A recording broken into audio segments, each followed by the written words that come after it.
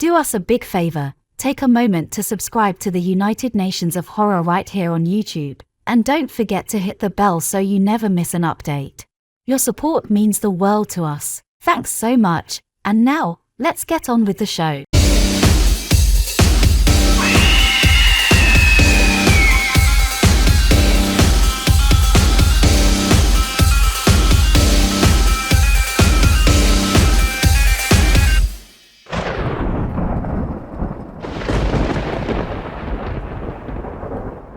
Welcome on, bienvenue. Welcome to the United Nations of Horror. We're your hosts, Mark and Jason. Hi, Jason. Ohayo gozaimasu, Mark. Salam. There you go. There you go. You got me. Yes, I got you.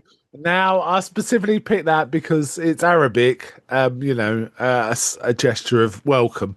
Indeed. Because it's the greeting in Afghanistan. The alphabet, if you order all the countries alphabetically, Afghanistan's first. So I looked that up just to catch you out. Because we did talk about maybe starting to a sort of occasional series of trying to go through all the countries of the world and finding a horror film from each, but set in that place or something like that. But I looked up Afghanistan.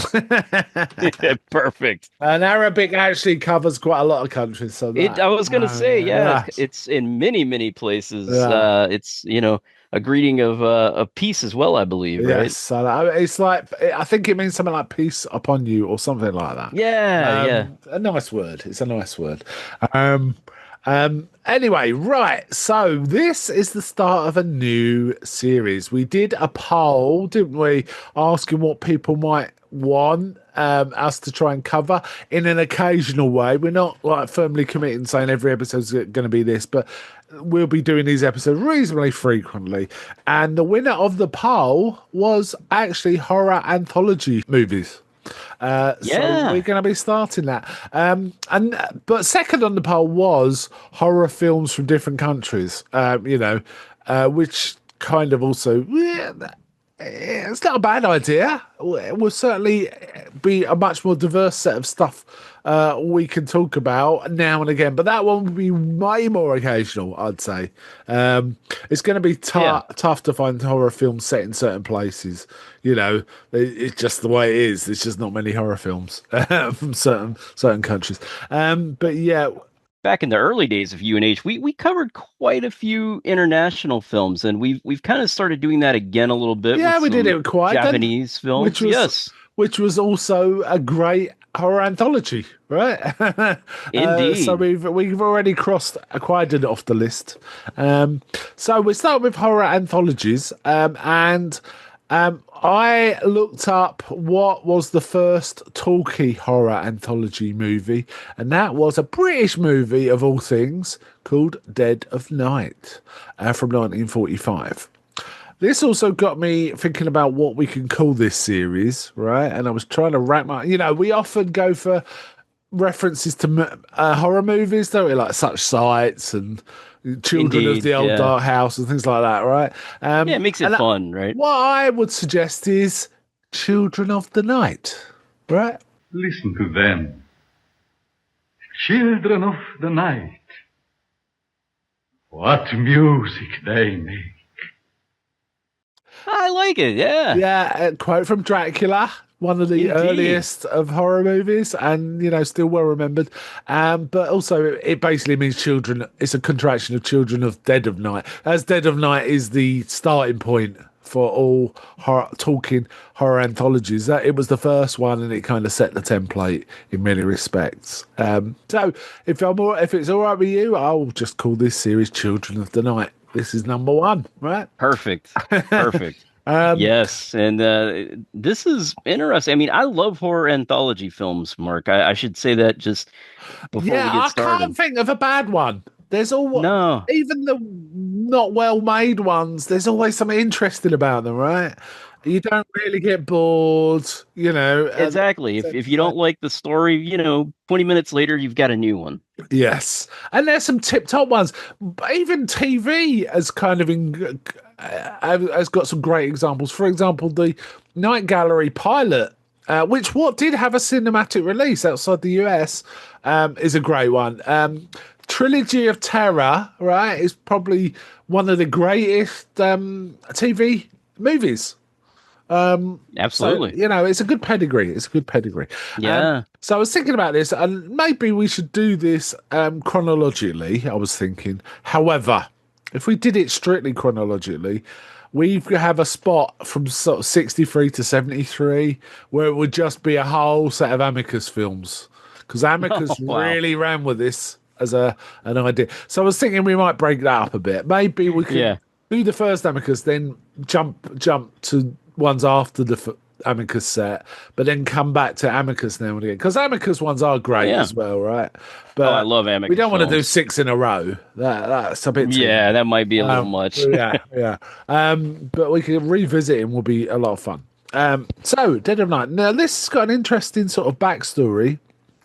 1945. So it was made at the end of the war, World War II, right? Certainly after VE Day. And horror films were actually a banned product in the UK. You could not make horror films during the war. It was too much horror. You got to remember the Blitz. In the UK, we had the Blitz and our soldiers, families concerned about their sons. All that sort of stuff. It's understandable. So the government said, no, we're not having horror films, right?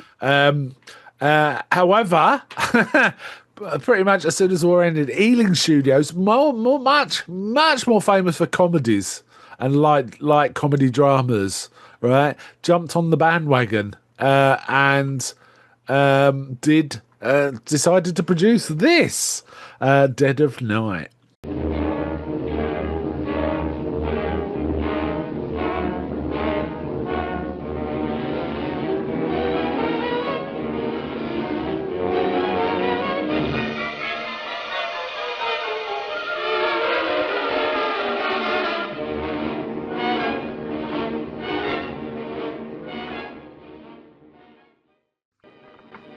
Know this part of the world at all? No, I've never been here before. Like some tea, wouldn't you? Do you take milk and sugar? Milk and sugar, Mr. Craig. Milk and sugar, Mr. Craig. Still there. So it isn't a dream this time? I beg your pardon? Yes, it isn't a dream this time. I must be going out of my mind. You see, everybody in this room is part of my dream. Everybody. Gosh. Good Lord, really? Very extraordinary. You're kidding. What, all of us? I can only tell you that when I came into this room, I recognized you all, instantly. Having seen all our photographs in the newspapers, I take it, Dr. Van Sparken. Of course, you may have seen me on the sports page. Motor racing's my line.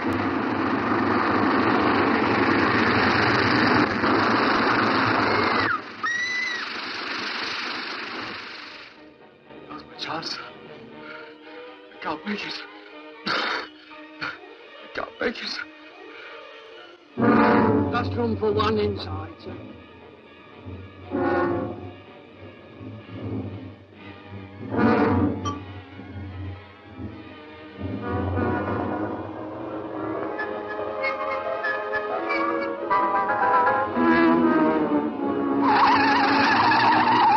It's the mirror.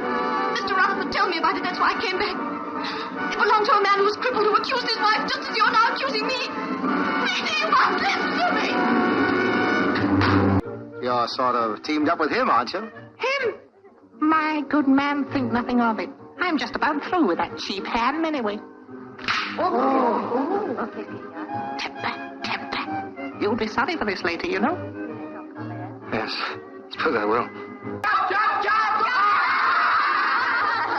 Let's play another game. Yes, hide and seek. Who's to hide? I'll hide. I'll hide. Yes, Mr. Craig, hide. Mr. Craig, hide. Mr. Craig, hide.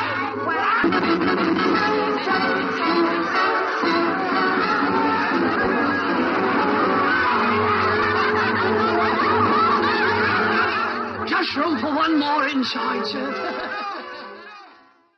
I mean, I was watching it, I was thinking, I wonder if this actually influenced EC Comics, because they came after this, right? And they have a very similar vibe. But yeah, Right, we are going to spoil this, but it's what, over 80 years old now. So yeah, Yeah, and I would just say, before we spoil anything, I would encourage people to watch this, particularly if you're, if you're a kind of interested in film history. I think in the US, I mean, it had a release here, but it was cut up. it was, yeah, two of the stories were cut out and made it a bit less sensible. There was continuity issues.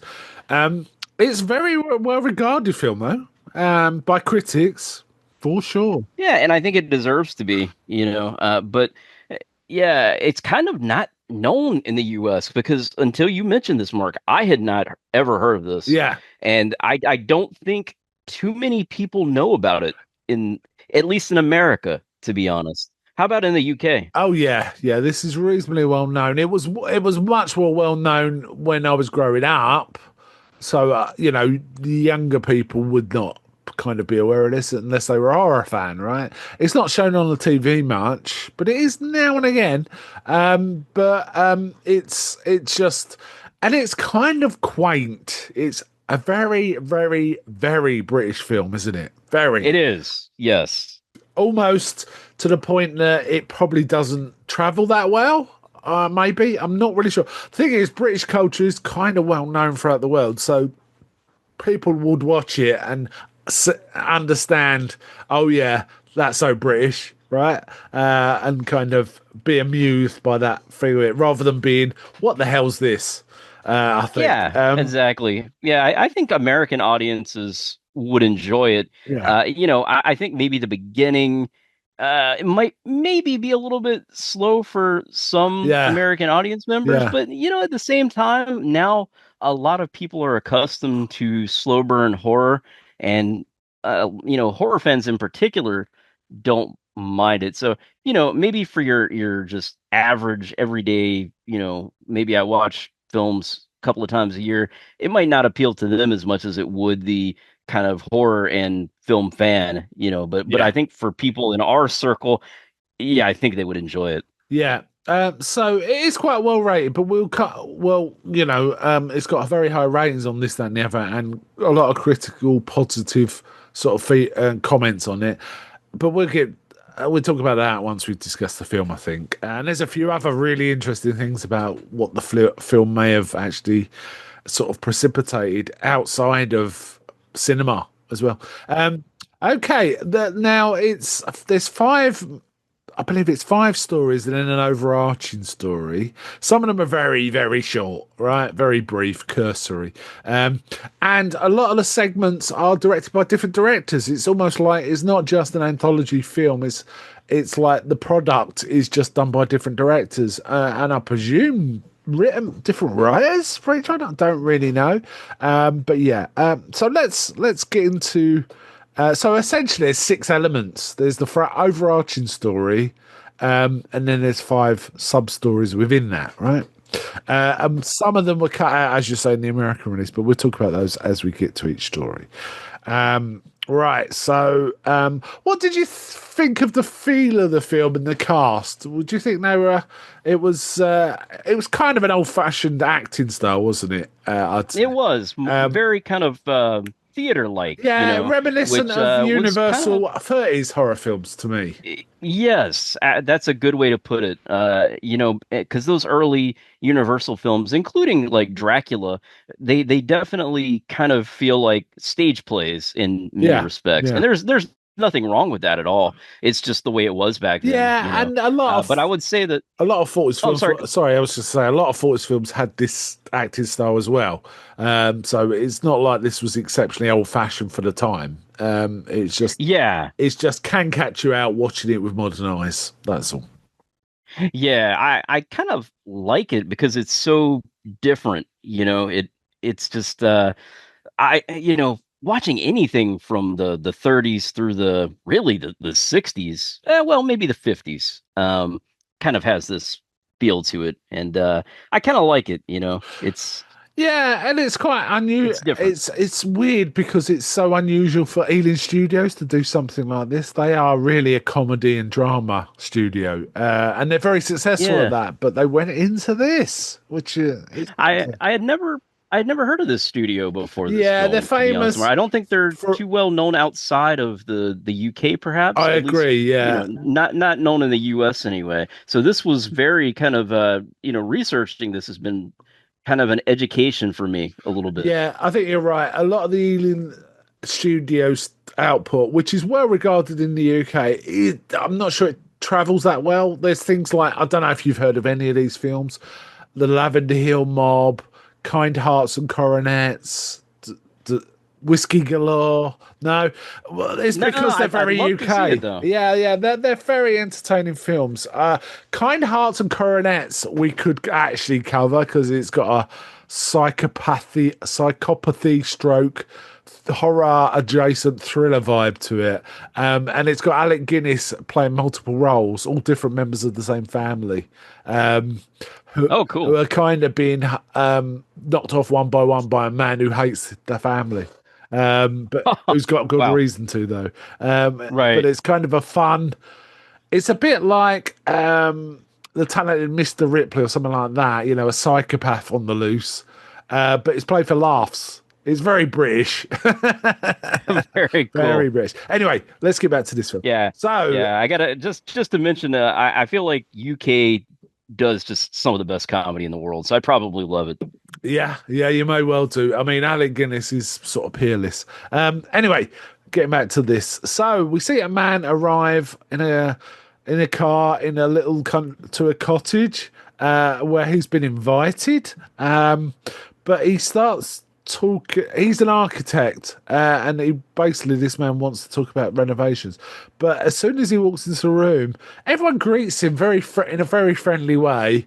But he just stares at people. He doesn't offer his hand to shake their hands. He just stares at people. So it's a bit odd. But they're English, so they're not going to say a word about odd behaviour. They just ignore it, right? Yeah. But then he starts telling they're them, just like, oh, hey. I know you all. I've been here before, and something awful's going to happen, right? And there's a psychiatrist. I think he's German or Dutch or something. A psychologist there who says, "No, this is," and he says, "No, I dreamed this over and over." And he's saying, "No, you probably have a dream that's really similar, and you're just superimposing what you've just seen onto that and stuff like this." And then he says, "No, a brunette will come in, and she won't have any money." Is what he says, right? Indeed. They just start talking about it, and they think it's quite amusing, right? I think it's quite amusing, and they just start talking about, well, sometimes weird things happen, and that then leads to each of them kind of telling a story. The first one is basically a race. There's a guy who's a racing car driver who crashes and ends up in a hospital, right? And he's kind of flirting with the nurse, and she's like, "Hey, yeah, that made me laugh." You know, it's so English. It's so English. You know, because they're all prim and proper, and she's just laughing off what he's saying. He goes, "Call me darling," you know, and all this. But then it's about, I think it's, 10 to 10 or something. He's got a little clock by his side, and he starts reading a book after the nurse says, "Oh, I've got to go," and all this. And the curtains are open and stuff like that. And he's just reading his book, and then suddenly it goes completely silent. The outside noises have stopped, right? I love the way they do that. It's really cool. And he looks at the clock, and it doesn't say 10 to 10 anymore. It says 4:15, right? And then he starts edging towards the curtain. Now, this was like tense, wasn't it? This was tense. Very. It kind of very much changed on a dime, didn't it? It was kind of. It went from kind of relaxed and fun to what's going on here, right? And he slowly edges towards the curtain, pulls the curtains open, and it's daylight, right? It's indeed, yes. And he kind of looks down on the courtyard. And there's now, I don't know if you realize, this is a British old-fashioned hearse. I don't know if you realise that. I mean, it's clear. It took At first I was like, is that a hearse? And then they go back to a shot of him, and then they go back to the hearse, and I was like, oh yeah, that's got to be a hearse. Yeah. And then we see one of the undertakers look up at our man and just say, I've room for one more. Now that actor was Miles Malleson. We've seen him in did we cover Hound of the Baskervilles? I can't remember now. I think I know if we haven't covered it, we've mentioned. Well, I'm pretty sure we have covered he's famously the other have. doctor in Hound of the Baskervilles who's sort of saying to Watson, do you mind if I add your work onto my fee? Add my fee? Yeah. All that. It was that guy. He was also in Brides of Dracula as well. He was... Okay, I knew I had seen him before. Miles Malleson is often a comedy kind of character, bumbling kind of character in Hammer films, early Hammer films. And this is him significantly younger, right? Just room for one inside, sir. Anyway, he kind of recounts his tale when there's like just kind of forgets it, and he then gets discharged and he has to get a bus. And as he's about to step on the bus conductor looks just like the Undertaker and says, "Just room for one inside, sir." And he decides he's not going to get on the bus. It freaks him. He looks at his watch, it's 4:15, right? He decides he's not going to get on the bus, and then immediately the bus pulls away, gets into a massive accident, and goes down an embankment and kills all of the people on the bus. So he kind of saved. I gotta say, when the bus went off the embankment, I was like, "Oh my god!" Yeah, it was good special effects, wasn't it? It was a good special effect. But yeah, so I mean, we've said all this. This was not even 10 minutes, was it? It was very short, right? Very short. Yeah, it really it gets into it very quickly. But man, what a cool first story. Yeah, it's a really solid one. Now, when they immediately comes back to the room and the psychiatrist is like, well, can you explain that? And the psychiatrist comes up with this and that. You know, it might be a memory thing, all this, that. And like, he's not being convinced, right? No. But then there's a young girl who's visiting from another house called Sally. Now, this, just sidestep, this is played by Sally Ann Howes, who is famous, probably most famous for our listeners and me, in fact, as the woman who is truly scrumptious in Chitty Chitty Bang Bang. Obviously, she's a lot older in Chitty Chitty Bang Bang, but that's her. Have you ever seen Chitty Chitty Bang Bang?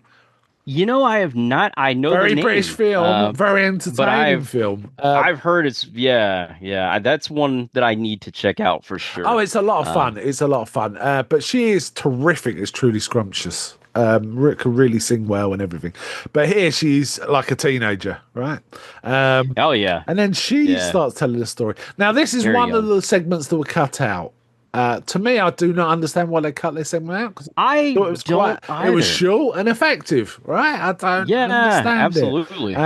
Very strange. Now, very strange decision on Universal's part. So she tells a story of she was at a Christmas party for children, and she was playing hide and seek, and she goes wandering around, and then there's a boy with her, and I can't remember his name. He starts talking about a family that lived there.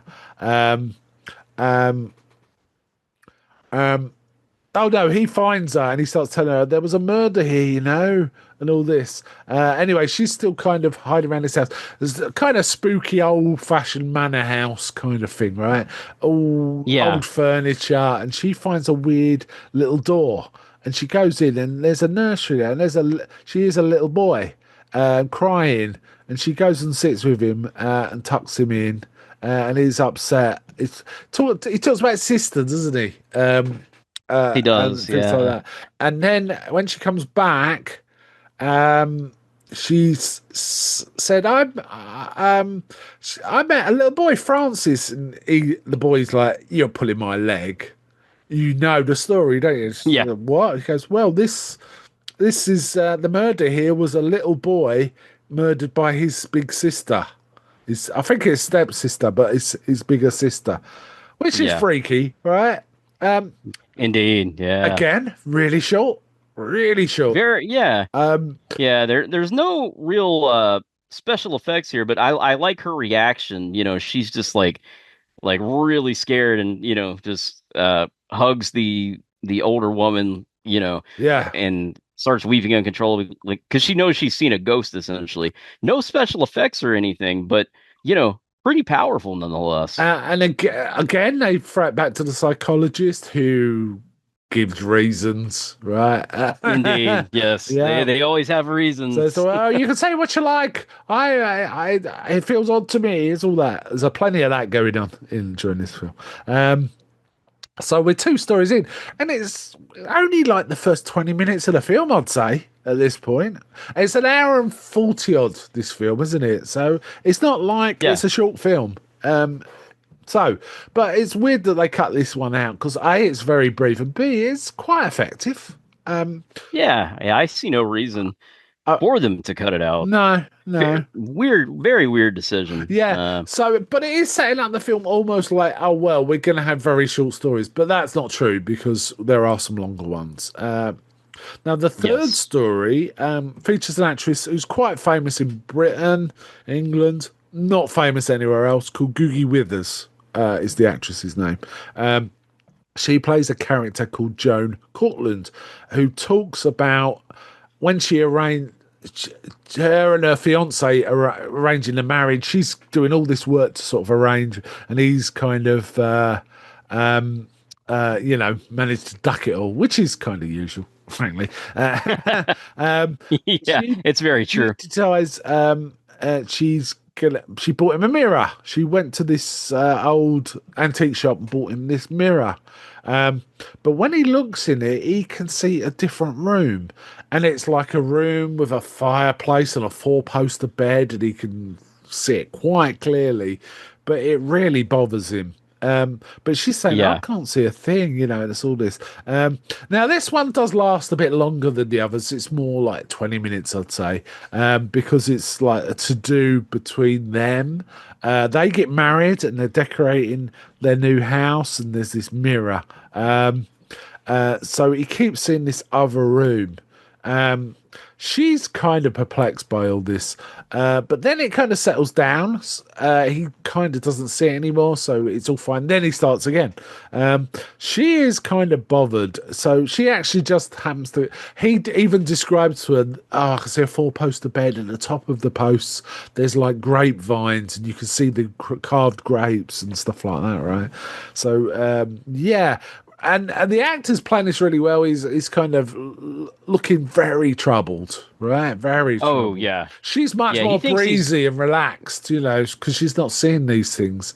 Right. And he thinks he's going nuts. Like, he thinks he's having like a mental breakdown. Yeah. He even mentions before they get married, like, well, I don't know if you want to like marry me because like I think I'm balmy. Yeah, that's it. This kind of she's getting more and more concerned. Got to mention the spooky mirror or mirror to another place. A trope within horror anthology movies. There are a few stories. There's definitely more than at least one in the Night Gallery series. Definitely. There's definitely a mirror-based horror story in one of Amicus's movies as well. So it's a popular one, and it's in EC Comics stories. It's usually a gateway to hell. That's true. Or you're seeing something you shouldn't see.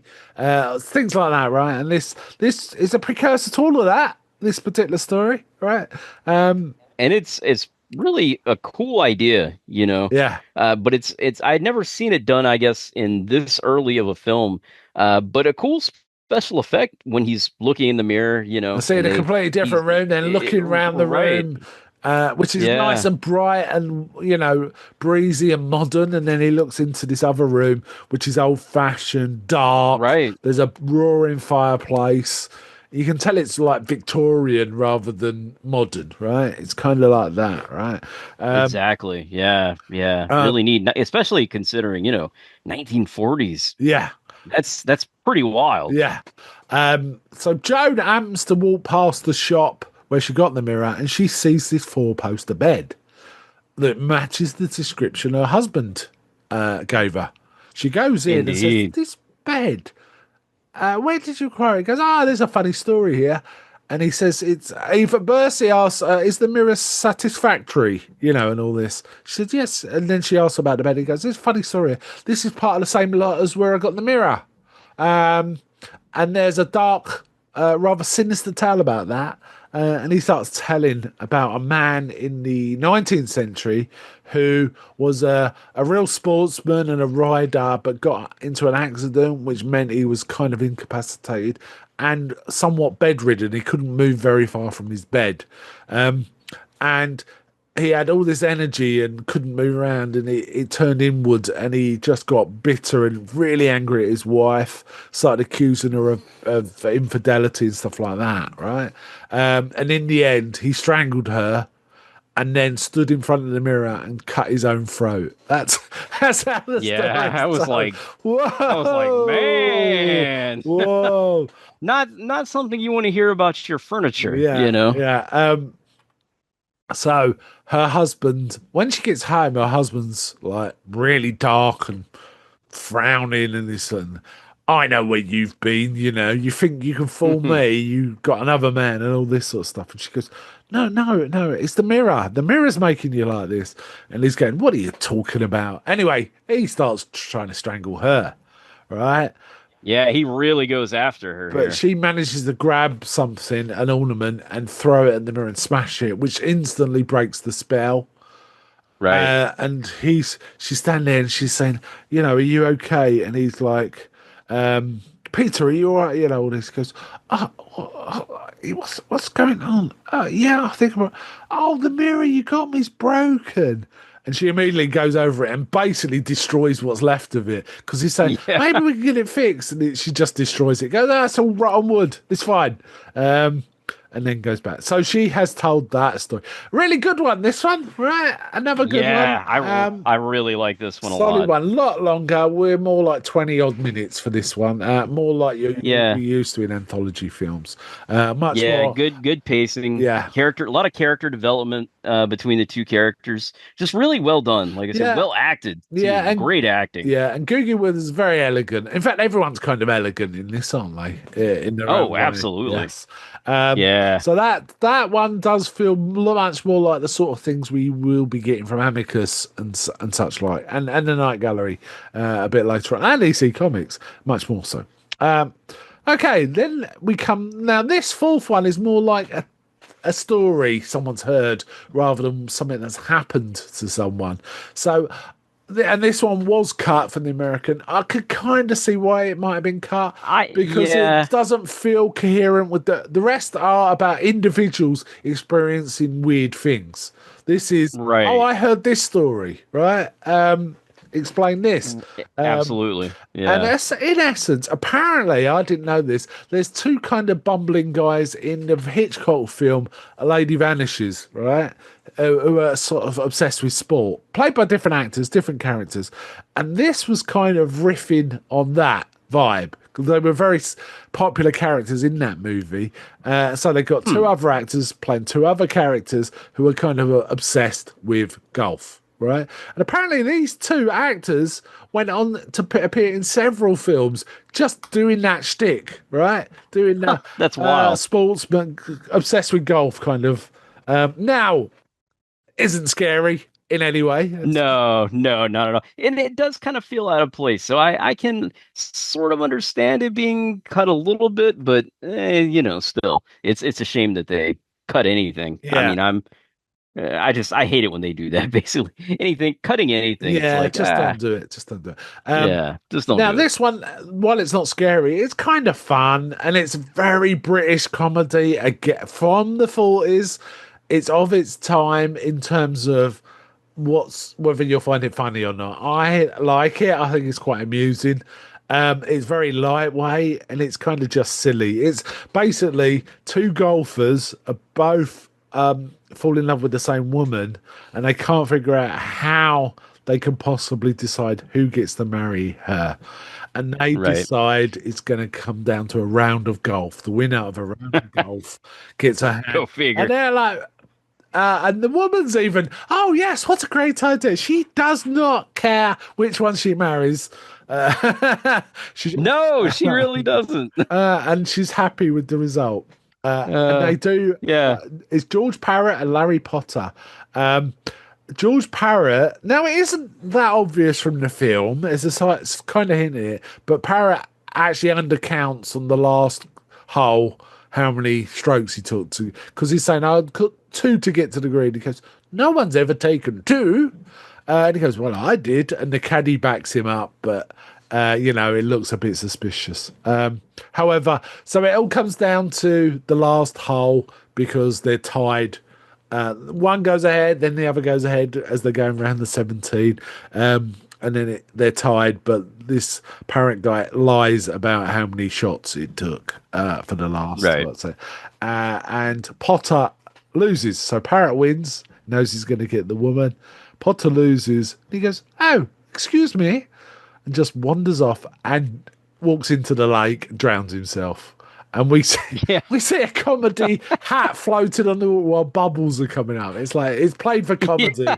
It's like, oh my god. Yeah, now that part did make me laugh at the end. I was like, oh man, that's pretty funny. Yeah, but when Parrott goes to play golf again, Potter's ghost appears and he says, "You've got to resign from the club." He goes, happy a sport. I can't give up golf." And he goes, yeah, quite right. I can't make you do that. He goes, you have to give up Mary. And he goes, okay, it's a deal. If you disappear, I will give up Mary. They shake hands on that. But then Potter has forgotten how to make himself disappear. He has to do all these hand gestures. And he can't work out. Yeah. And he says, well, if you're not disappearing, I don't have to keep up my end of it. They're keeping this up right until the marriage.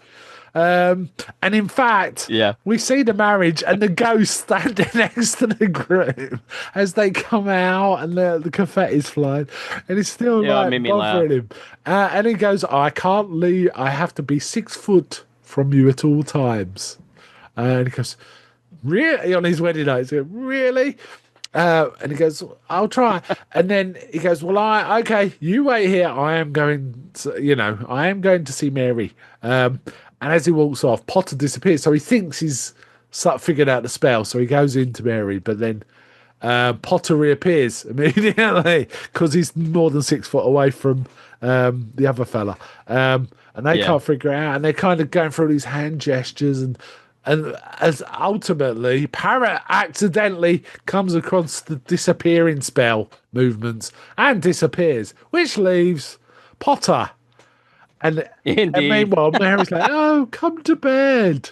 And then Potter smiles into himself and says, oh, maybe I could make a pass. And he just goes into the wedding bedroom. And the story ends. It's like, what is supposed to happen here? It's like, what in the world? All for comedy. All for comedy. But it really did make me laugh. It was quite funny, I thought. Yeah. I think it still holds up today. Yeah. It was fun. But very British through and through in terms of comedy. This is not your Lauren Hardy or Abbott and Costello or any of that sort of stuff, or Bob Hope. This is very, we're laughing at how proper, how calm they are about all this stuff going on. And this woman is almost just like a trophy, like a golf trophy, essentially. And she seems happy that way as well. Yeah, she's fine with it. Yeah. She's like, it's fine. It'll be fine. So that's another fun stuff. That's another story, but not quite in the same vein as the others. And then we get to the last main story, apart from the wraparound stuff, where the psychiatrist, Dr. Van Straten, starts talking about a case. Wow, this is the one everyone remembers. This is the one everyone remembers. There's a reason, right? For good reason. Basically, he's talks about he had to interview a ventriloquist called Maxwell Frere, who had a dummy named Hugo, and he is accused of attempted murder of a fellow ventriloquist. right? And via the interviews, you start to see what's happened. And basically, Maxwell and Hugo, they're kind of, how ventriloquist dummies can be kind of rude, and everyone thinks it's funny, right? Because they can just say what they yeah. like, and the guy controlling the dummy is usually outraged by what the dummy says, right? Is that? So yeah, to me, this feels quite modern in terms of compared to all the other material we're getting. In many respects, it feels like it's even nothing in horror had been like this before, right? It's like a real psychological horror, right? It's really hard to think of anything like that. Maybe some Val Lewton was bordering it, but that's much more low key. This was way more intense. It kind of leads up. The only thing I think of is in the silent era, we had Conrad Veidt, The Man Who Laughs, that weird thing that inspired the Joker, that weird silent film. And there was some intense German expressionism stuff. And this feels like it's almost riffing on that a bit, right? Or it feels like something exceptional, doesn't it? What's going on here?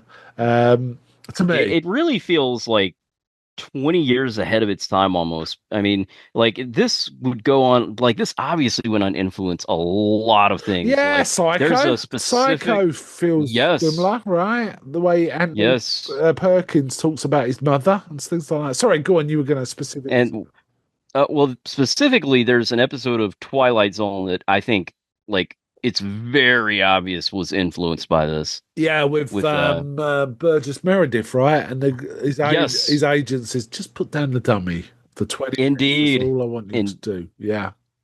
Exactly. Yeah.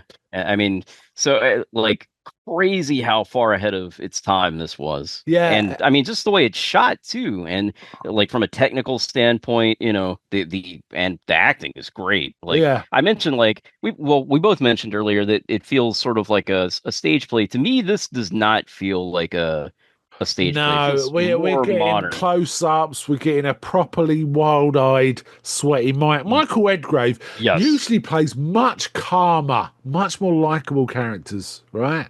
This was exceptional for what he is usually associated with. This is like someone who's it's like Tom Hanks being the murderer in a horror film or something, right? That's the equivalent, right? This guy was amazing. What a performance. Unreal. Yeah. I mean, really good, really strong. Sweaty and, wild-eyed and all sorts. And some interesting underlighting going on, using of light to make it sinister, which they use throughout the film, to be fair. It wasn't just this bit. They use it quite significantly in the final section that comes after this story as well. But essentially... there's this talk about Frere's frightened Hugo wants to abandon him, which is ridiculous because he's a dummy, right? But it's also, we get some hints that maybe the dummy seems to be moving around on its own, but we obviously think he's moving it and not remembering it, or something, right? Yeah. I mean, it definitely leaves the audience guessing, which is really cool. Yeah, there's one point where Hugo starts talking about, I'm going to leave you, move on, I'm going to work with Key, the other ventriloquist.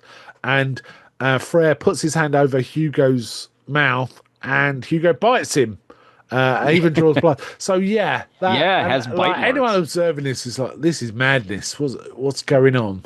This is... Right. And then at one point he's sitting in a bar. Frere's sitting in a bar with Hugo, and then some people there, a man and two women, are out, and so saying, "Hey, you do so and so, you Frere?" And then Hugo just is rude to one of the women, and the man obviously blames Frere for Hugo's speaking, right? So Indeed. There's a to do there. So, and then... Yeah, I think it's the dummy says something like, I don't see a lady here, or something like... Yeah. It's all that. I was like, oh. Yeah, which is that we used to like ventriloquist dummies saying stuff like that, but it wasn't And then Frere wakes up. Key sort of helps him out. But Hugo, Frere wakes up, but can't find Hugo. And then he goes and looks for him, and he finds Hugo in the other guy's room, right? Indeed. Now, yeah, he knocks obviously, on the door, we know he put him there, right? Too. He put him there, right? He clearly put him. But then he gets so angry about, are you trying to steal him from me?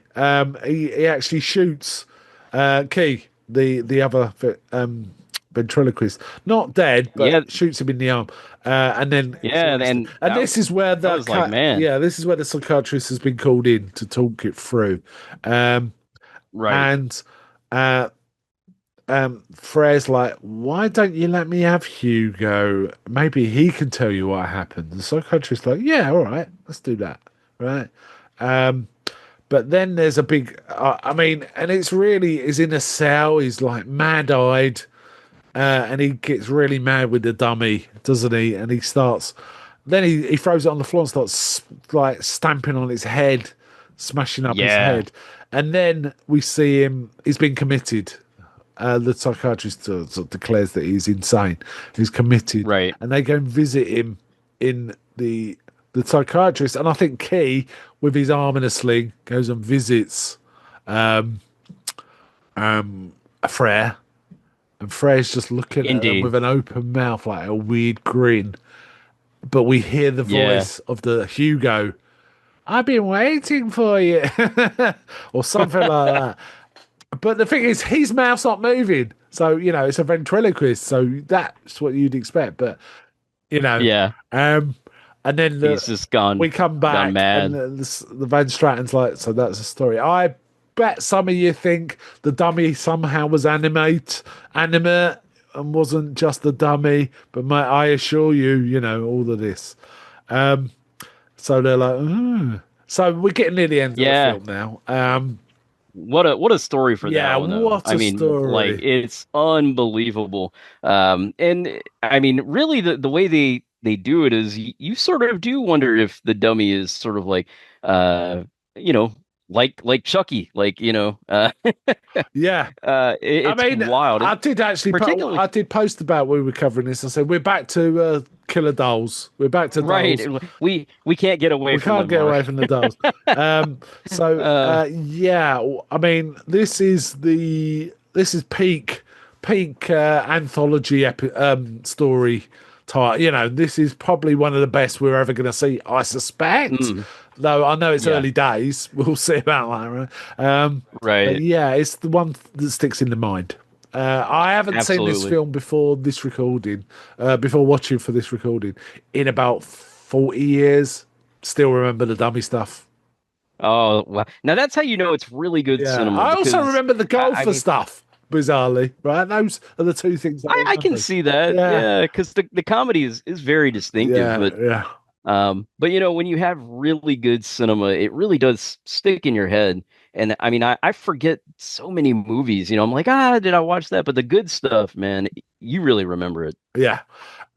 So the psychiatrist ends telling the story and sort of is making fun of them almost. Is also, I bet some of you believe it wasn't like this and so and so. And then our first man, the man that says he recognised. Oh, didn't mention some of the things he says do happen throughout the story, but it's kind of poo-pooed and they just say, look, it did happen. And the psychiatrist comes up with a reason it happened. Anyone could, it's a lucky, all this. Anyway, then Craig's like, no, now things are about to change. I need to talk to Dr. Van Stratton alone. Something bad's about to happen.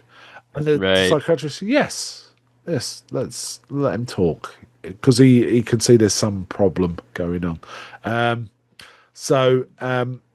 Unfortunately, he allows Craig to walk behind him while they're talking. And we not a good idea. We see him, the psychiatrist doesn't see it, but we see over the psychiatrist's shoulder him take his tie off and start to wind it around his hands. And then he strangles the psychiatrist, right? Cool scene. I love the lighting Oh here. my, yeah, and the lighting becomes underlighted, and it looks really creepy and weird. Yeah, very, very much Frankly, so. we're going to get into nightmare fuel territory now. It Oh yes, properly done. Even though the one we just said was like the great bit of it, this is something else too, right? He it says, "I've is. got to hide. I've got to hide," and he runs out of the room. And immediately is in the children's party from Story 2. And they're going, Crazy they're stuff. doing, children's games and doggerel, what was it? I've forgotten what it was, but, a chant, chop, chop, chop, or Right. something like that. And then, so he starts around and encountering the things we've seen in the stories, right? For example, he comes into a room and there's a man looking in a mirror, the mirror episode, and he says, "Can I hide in your room?" And he goes, "Yeah." And he says, "What room?" And he looks in the room and the psychiatrist is dead over, a bureau or something in that room. Right. So he's just running around. It's getting weirder and weirder. And then he ends up in like a either a prison cell or a hospital cell.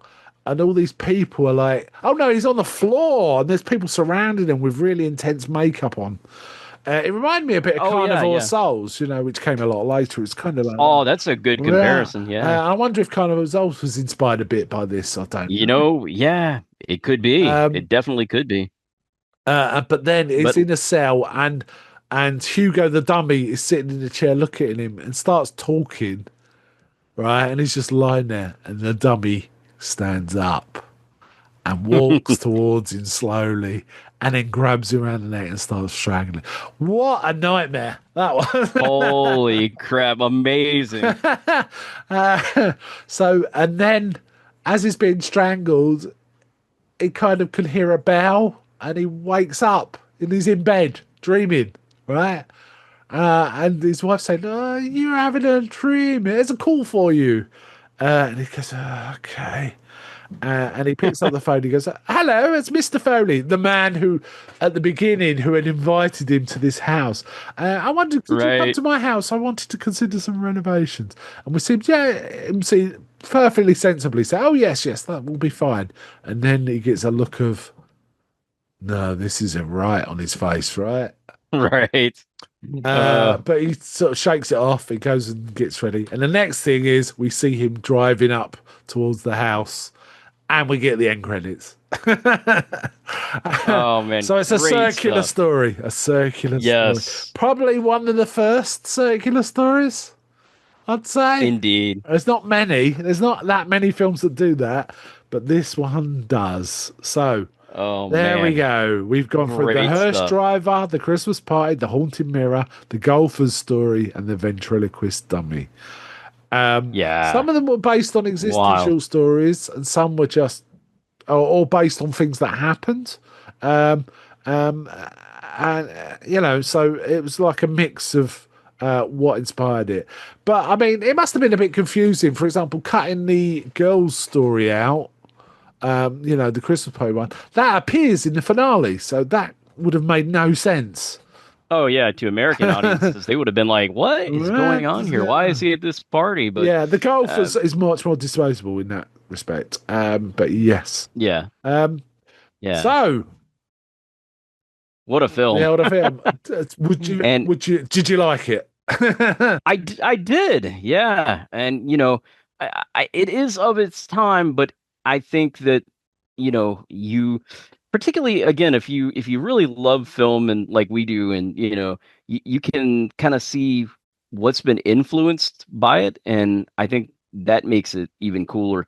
And also, when you think of some of the effects in this film, my gosh, audiences had to have been kind of terrified, especially like when the dummy, gets up and like starts choking him. I was like, wow, that's really quite intense for 1940, this is up there with like the likes of Freaks in terms of an ending that's just like really wild, right?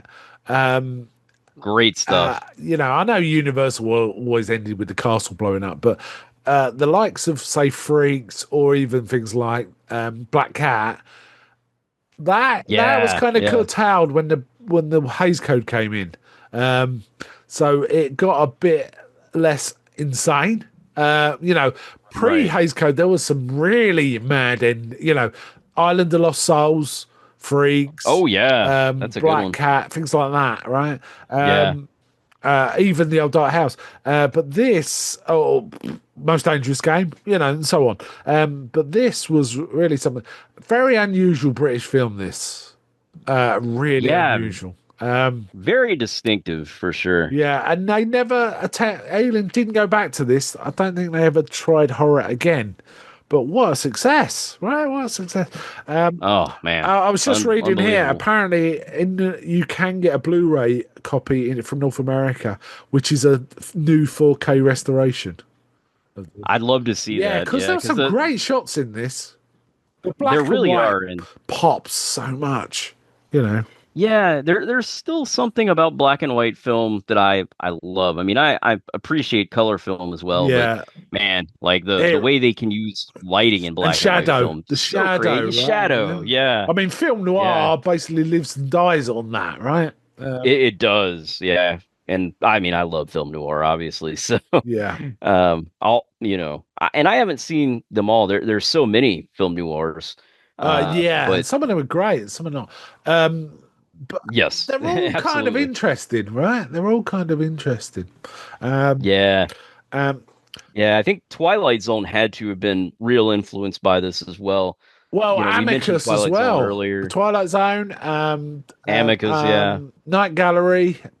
I feel is very strongly influenced by this. All of the Amicus portmanteau films, but there's also European portmanteau films we haven't got to yet that were fairly early, and we'll be getting to those fairly soon. Actually, pre Amicus, indeed. So we're gonna be getting into those real quick. But you got to wonder, would something like Quiden exist if this hadn't have been made?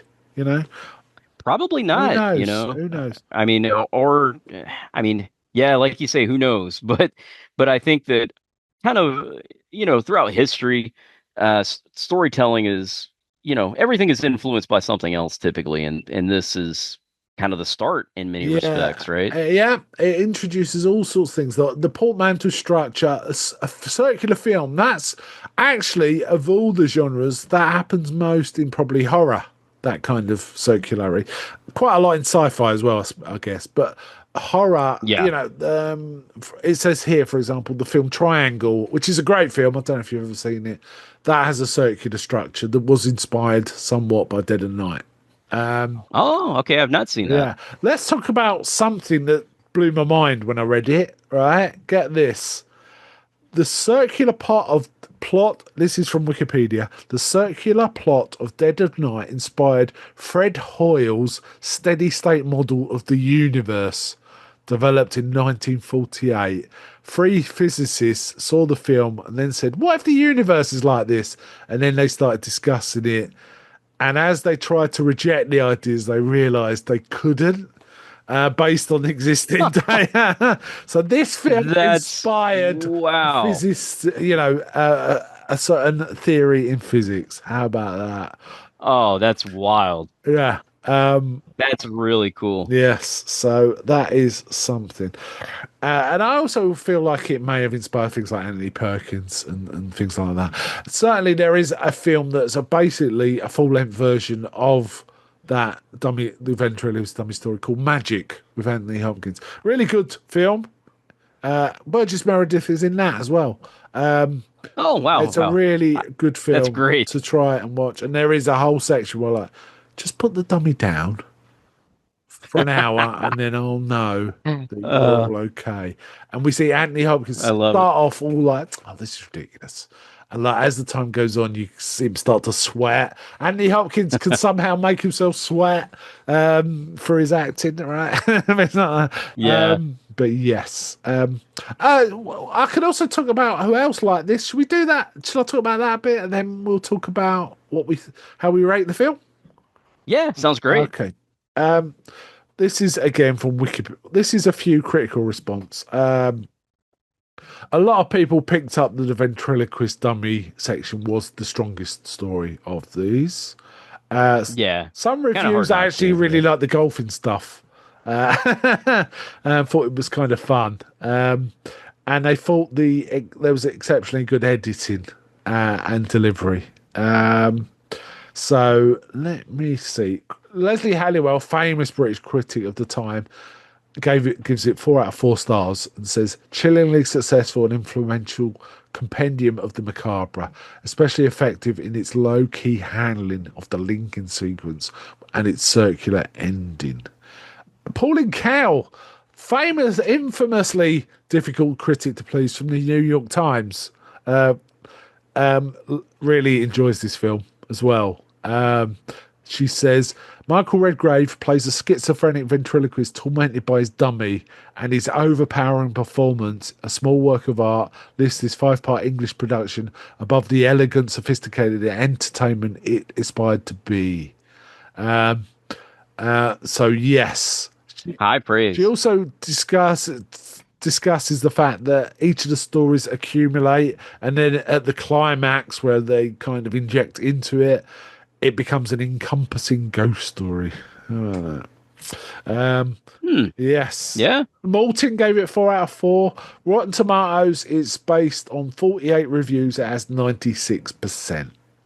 Oh wow! So that basically, that's if my maths right, let me think. What that means is 2 people didn't like it out of 48. That's what that means. That's crazy. Yeah, Rotten Tomatoes, man, it's hard to get scores like that on there. Yeah.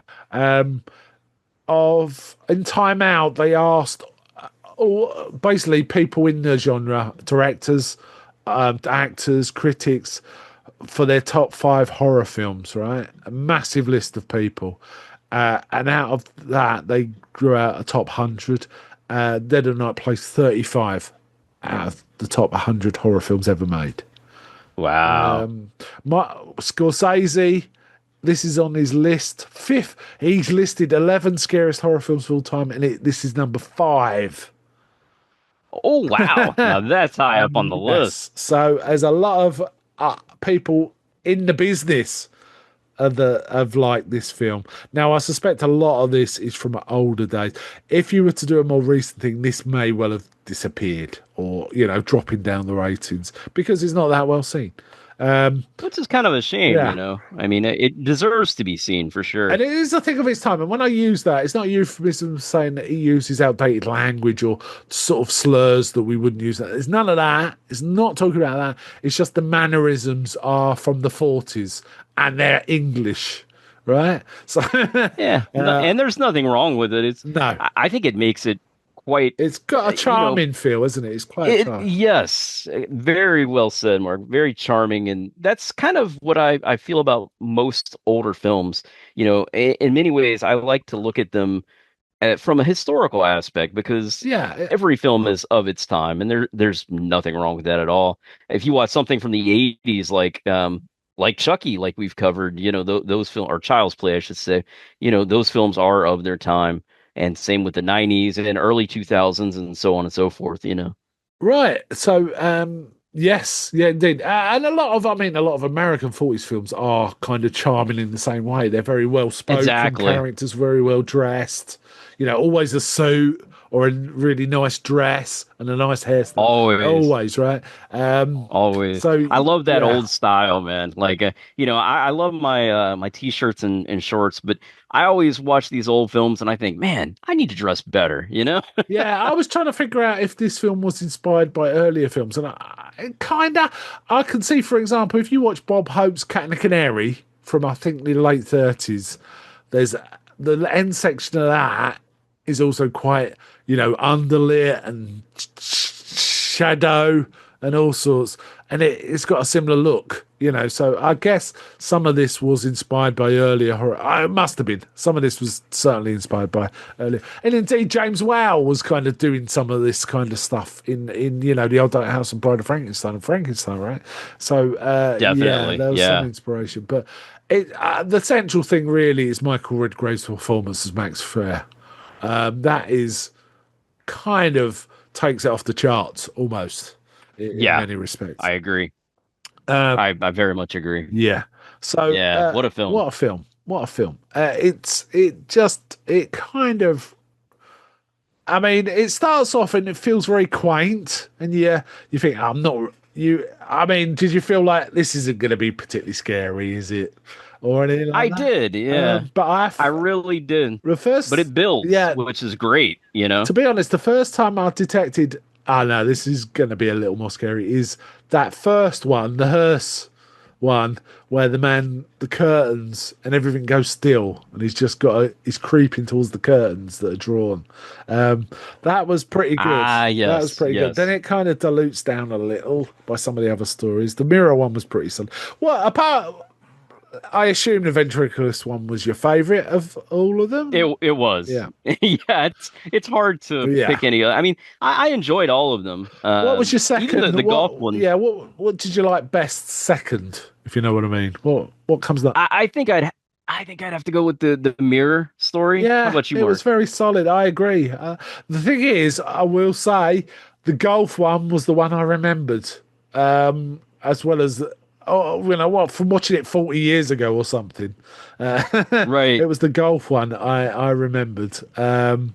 It's wild that it It just sticks stuck in your in your mind. head. It's just a goofy interplay, It's right? yeah. Um, And it, in a weird way, it's kind of nice that it breaks the film up a little bit like that before we get this really kind of intense story with the ventriloquist. It's yeah. I kind of like how it does that in a way. yeah, At the time, I was just thinking, like man, this feels out of place, but in a way, it kind of makes you relax a little bit, and then you get that really kind of more that far that story with far more tension, I should say. yeah. So yeah, kind of cool. I have to say though, the wrap up, which wasn't a story as such, nightmare fuel, as I've already described. It's just Yeah, absolutely. Oh my yeah, god! big time. It was almost Alice in Wonderlandy, wasn't it? He was just moving between different rooms, and Oh, different big stuff was time. happening, and he kept moving on and on and on.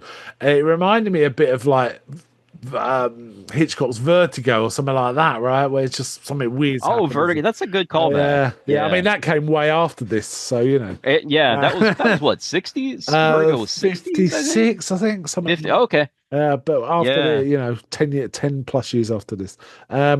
Wild. Yeah. Okay. Let's get to rating. How would you rate this one? Oh man, I really enjoyed this. I think that it's like I said, it's something that really deserves to be seen more by a lot of horror fans, and it sounds like a lot of people who are in the business, as you mentioned, have kind of seen it. But yeah, really good from a historical perspective, and the stories are very strong. The acting is very strong. You know, I, there's not a lot of score in it as far as music, No, in but fact, they use you know. silence very effectively, don't they? I was gonna say, yeah, Yeah. I think it works to its benefit. Yeah. So very good all around. The golf story does feel a little bit out of place, but like I said, in some ways, I think it kind of is useful to maybe take the tension down, and then it gets dialed up to 10 for the ventriloquist story, and then the nightmare fuel ends. Yeah. So yeah, I'm not going to give it a perfect score, but I'm going to give it a very solid 4 out of 5, and say I highly recommend it. Yep. How about you, Mark? That is exactly the score I was give it. 4 out of 5. It's a really interesting film. It's not particularly scary, though. Yes. The ventriloquist dummy and the ending are really effective and powerful, and really entertaining. But they're thrilling rather than scary. Do you know what I mean? Right. That's how I Absolutely. find them. So yeah, I'm with you on this, and it made me wonder while I was watching this. And I know the answer to this in my own head, but is it one of these things that, like, there's some genres where the first film is always going to be the best one, right? Shark films never going to get better than Jaws, right? Yeah. Old Dark very House true. films are probably never going to get better than the Old Dark House, and so on. Yeah. Now, is it that this is the best anthology film? I don't think that's the case, but it's a really strong film. It's a really, I would really strong agree. film. Now, I think it's going to be very, because of the nature of anthology films, getting a 10 out of 10 is going to be pretty hard, because you'll always find one story that's a bit lesser than the others. And by definition, Right. you think, well, if there's a lesser one, you can't give it 10. Quiden kind of comes close, I have to say. But there's a few others I've Yeah. watched that I know. Yeah, that is my favorite horror anthology and stuff like that. However, it's a very strong one. And I think the title, Children of the Night, is perfectly correct to homage this film, right?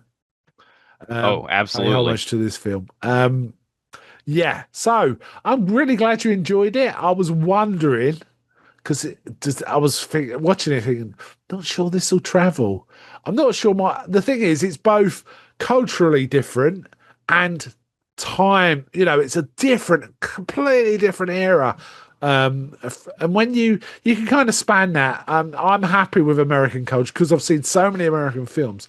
None of it feels jarring to me. Do you know what I mean? So I can watch a 30s film, horror film from America, and not feel that's out of place. And because I grew up watching them too, right? But this is for you. You've got two barriers, isn't it? Right? It's English rather than American, which again you'd be used to a lot of English films, right? But much later. Yeah. But also That's true. A different era as well. So and I was wondering, will this be a struggle? I'm glad it wasn't. I'm glad it wasn't. Oh no, not at all. I feel like good film, no matter where it's from, it just works. I think film is in many respects universal, and I think that it's at least to me, differences in culture are very interesting. I love that kind of stuff, whether it's British culture or Japanese culture. I think American culture is maybe too well known because we have had so many films out of Hollywood. I think it's kind of almost universal, but I think good film is good film no matter where it's from, to be honest with you. Indeed. I always find it interesting that Hammer never went down this route. I guess when Amicus started, they would always feel like, oh, it looks like we could be copying Amicus, so we're not going to do that. Yeah. But Amicus really succeeded in a major way in this approach. So I really like the Amicus films. So and I think this is an interesting sort of precursor. This sets up the template, so we're gonna love it, right? Yeah, absolutely. I'm excited to see more Amicus films because I've seen some, but not a lot. I want to say I've seen far more like Hammer than I have Amicus. There isn't a bad one in terms of the anthology shows. In my opinion, I think they're all really good. There's some weaker stories, but then there's some awesome stories. So it just balances out. And that's the great thing. You get a mix of kind of everything. Yeah. And after Amicus, a lot of the and the horror anthologies from the 80s onwards are American. So that's kind of interesting. And there's some really good ones. But then other countries also got involved. And we've already talked about Quiden, how good Quiden is, yes. For example. Oh, gosh. Great film. But we've also got some Euro horror on the way too. Nice. So we've got a lot of really cool stuff coming up. Quite excited about this. I am too. Yeah, we're gonna.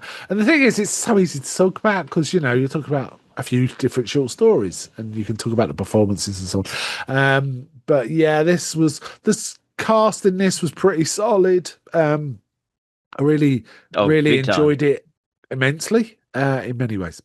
I think we've probably chewed the gum now on this.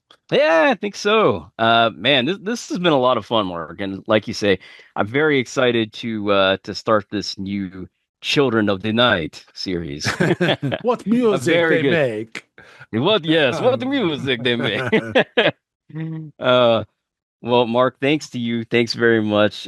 This has been a blast. And thanks to all of you for listening. We appreciate you very much. And we will be back very soon here on the United Nations of Horror.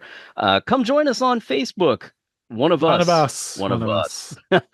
You can do that by going to www.facebook.com/group/UN of Horror. You can find us on YouTube at youtube.com/@United Nations of Horror. That's all one word. And of course, you can listen to us wherever you get your fine podcasts, whether it be iTunes or anywhere else. Any reputable and disreputable. I can't say it. Disreputable. Podcast provider. Absolutely. Yeah. Absolutely. We're pretty much everywhere. Just look up United Nations of Horror and check out Mark's podcast, The Good, the Bad, and the Odd. That's at YouTube now, right, Mark? Yeah, we're on YouTube. Oh, you've got me there because I can't remember the channel name. I'll look it up while we're talking. No, but you can always go straight to my website, www.thegoodthebadandtheodd.com, and in the show notes of any episode I reference the YouTube, so you can find it there. That's the easiest way to. Indeed. Yeah, you're on youtube.com/@goodbadodd. There you go. One word. Thank you very much. Thank you very much. No problem. And we do have a Discord, but before this is a little technical side of not even podcasting, but just stuff here. I did not know how to get a permanent URL for our Discord. We have that now, but it's a long URL, so I'm going to put it in the show notes. Yeah. But at least from here on out, you won't click it and it'll be like, this link is dead. So it should remain the same. Okay, we can always include that in every show note now from now on. Yeah, exactly. That's going to be my plan, and it'll be also on our YouTube show notes as well. So come join us there.